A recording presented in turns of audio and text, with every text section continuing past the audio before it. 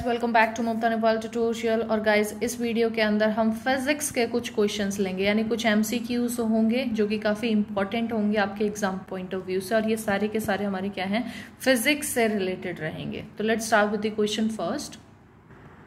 A ray of light travelling in air falls on the surface of काम pond.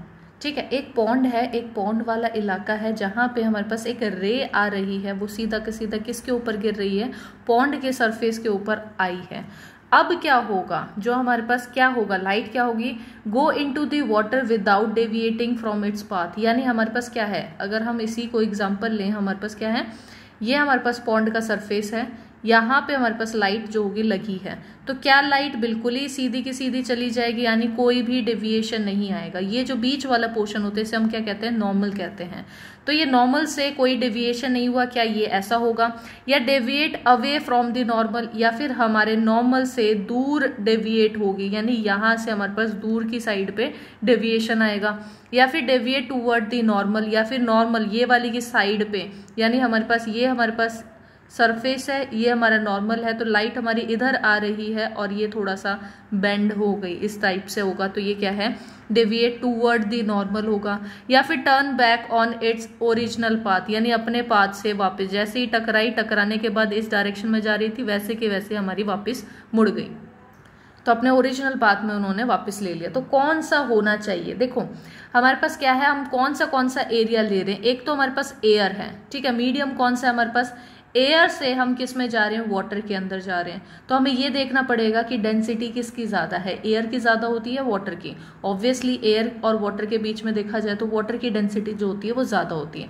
तो जब भी higher density वाली जगह से अगर हम जाते हैं तो डिफरेंस होगा, अगर लाइट डेंसिटी वाली जगह से हायर डेंसिटी वाली जगह पे जा रहे हैं तो दोनों मीडियम के अंदर डिफरेंस रहेगा।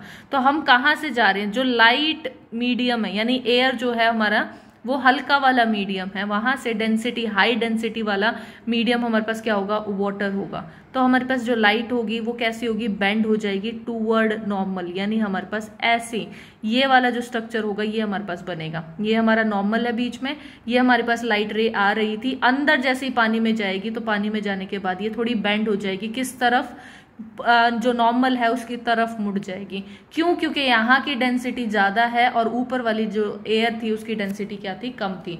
तो जब भी लाइट डेंसिटी से, हल्की डेंसिटी से अगर हायर डेंसिटी के अंदर जा रहा है तो हमारे पास किस तरफ मुड़ेगा, ये नॉर्मल की साइड पे हमारी जो डेविएशन होगी वो कहाँ पे होगी, टूवर्ड नॉर्मल होगी। अगर यही चीज उल्टी होती, यानी हमारे पास हायर डेंसिटी ऊपर होती, यानी आप ऐसे देख लो, ये हमारा नॉर्मल आ गया, हायर डेंसिटी अगर यहाँ होती और लो डेंसिटी हमारे पास यहाँ होती, तो हायर डेंसिटी से जब हमारे पास कोई भी रे जा रही है तो वो क्या करेगी, अवे जाएगी, अवे फ्रॉम नॉर्मल, यानी हमारे पास नॉर्मल था, नॉर्मल से क्या है, दूर जा रही है, अवे जा रही है।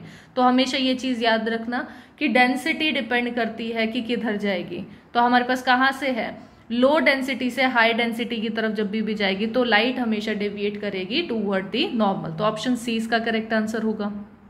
नेक्स्ट क्वेश्चन देखते हैं, क्वेश्चन नंबर हमारा 2। इसके अंदर क्या है, which of the following mirror is used by dentist to examine a small cavity. यानी अगर हमारे दांत के अंदर कोई भी कैविटी हो जाती है तो वो डेंटिस्ट कौन से वाले मिरर से देखता है उस कैविटी को, तो वो वाला मिरर कौन सा होता है हमारा, कॉनकेव मिरर होता है। वो कॉनकेव मिरर के अंदर क्या चीज होती है, आपको छोटी सी जो चीज छोटी होगी वो क्या है, थोड़ी बड़े साइज में दिखेगी आपको, उससे अगर उससे आप देख रहे हो तो आपको क्या है, इमेज जो होगी एनलार्ज होगी। इसीलिए अगर छोटा सा कैविटी भी हो रही है तो वो कैविटी हमें कैसी दिखेगी, बड़ी दिखेगी, स्मॉल जो चीज है वो हमें क्या दिखेगी, लार्ज दिखेगी। तो हमें ऐसा ही मिरर चाहिए जिससे वो क्या हो, बढ़ जाए, थोड़ा सा साइज जो बढ़ जाए। तो वो किस में हो सकता है हमारे पास, कॉनकेव मिरर में। तो ऑप्शन ए इसका करेक्ट आंसर होगा। नेक्स्ट क्वेश्चन करते हैं, question number 3। The diameter of a reflecting surface of spherical mirror is called its. देखो हमारे पास कौन सा ले रहे हैं, एक रिफ्लेक्टिंग सरफेस, यानी हम मिरर की बात कर रहे हैं। तो ये हमारे पास हमने एक मिरर ले लिया, स्फेरिकल मिरर है तो हम इसको स्फेरिकल में ही लेंगे, तो ये हमारे पास क्या बन गया, स्फेरिकल है।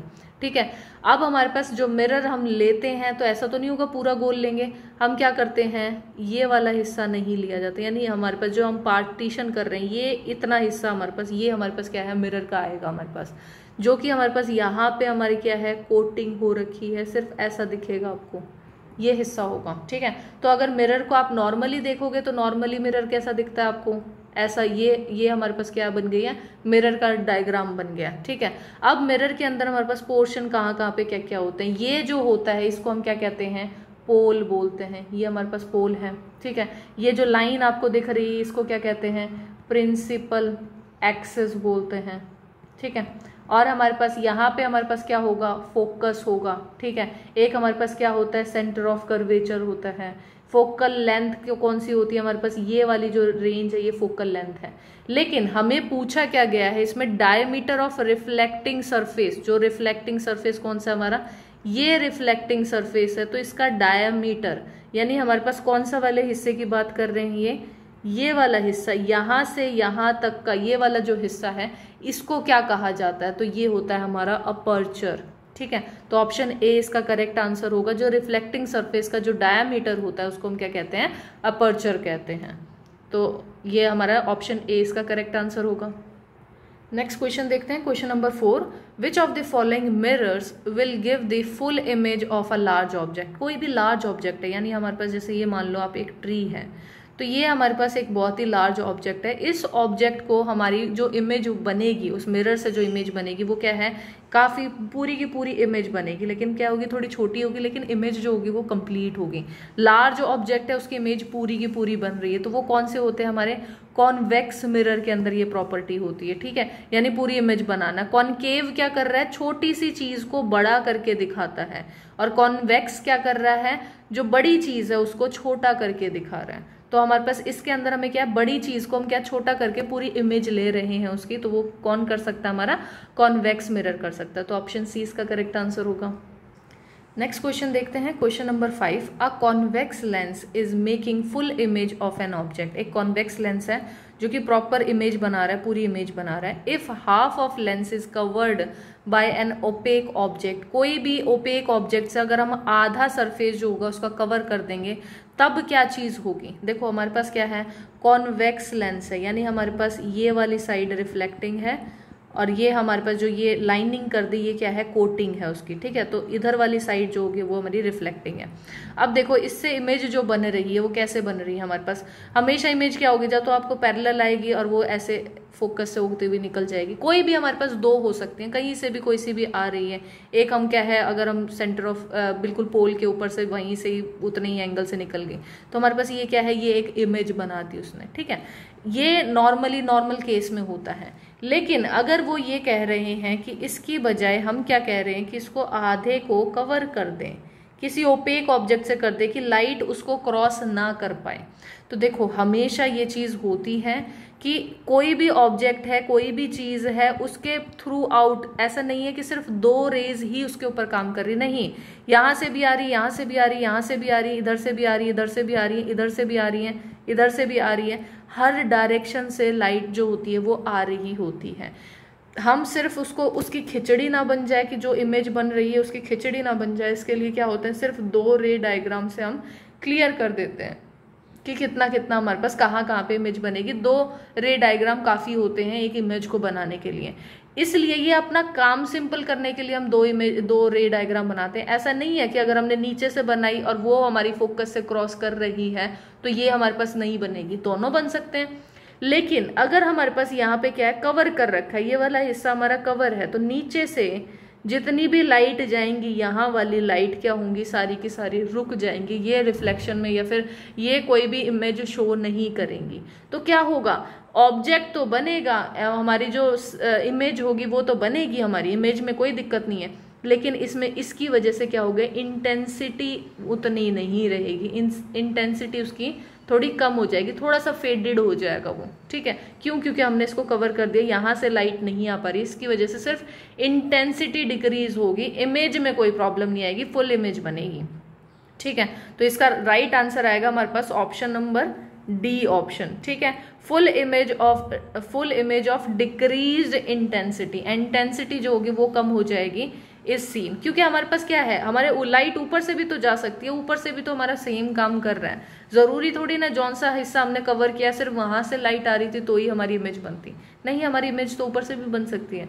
तो हमेशा ये चीज होती है, हर डायरेक्शन में लाइट आ रही होती है, हम जो रिप्रेजेंट करते हैं वो सिर्फ कुछ एक दो रेज ही रिप्रेजेंट करते हैं, जिससे हमारे पास क्लियर आइडिया मिल सके कि कहाँ पे इमेज बन रही है, खिचड़ी ना बन जाए उसके अंदर बस। ठीक है, तो ऑप्शन डी इसका करेक्ट आंसर होगा। नेक्स्ट क्वेश्चन देखते हैं, question number 6। The power of lens of focal length, हमारे पास फोकल लेंथ कितनी दे रखी है, 25 सेंटीमीटर दे रखी है। इन डायोप्टर हमें निकालनी है, यानी पावर की जो एसआई यूनिट होती है वो क्या होती है, डायोप्टर होती है, जिसको हम डी से डिनोट करते हैं। ठीक है, अब हमें फोकल लेंथ हमें दे रखी है, पावर निकालनी है। पावर इज इक्वल टू क्या होता है, 1 में हमारी जो फोकल लेंथ है वो, तो 1 में हमारे पास 1 में फोकल लेंथ हमें कितनी दे रखी है, 25 सेंटीमीटर दे रखी है। तो अब 25 को हम किस में कन्वर्ट करेंगे, मीटर में। सेंटीमीटर को हमने मीटर में कन्वर्ट करना है, तो ये कितना हो जाएगा, 0.25 मीटर हो जाएगा। तो यहाँ पे हमारे पास क्या आ जाएगा, 0.25। तो 1 में 0.25 क्या होता है, 4 होता है, और 4 हमारे पास डायोप्टर, यानी 4 डायोप्टर हमारे पास क्या आ जाएगी, पावर आ जाएगी। तो सही आंसर कौन सा, ऑप्शन नंबर 6 सही answer, sorry option number C जो है वो हमारा सही आंसर। ठीक है, तो आई होप गाइज ये क्वेश्चंस आप लोगों को हेल्पफुल रहे होंगे, आपके कुछ कॉन्सेप्ट जो होंगे वो क्लियर हुए होंगे इनसे। और अगर आपको वीडियो अच्छी लगती है तो उसे लाइक करें, सब्सक्राइब करें मेरे चैनल को, और thank you guys for watching this video.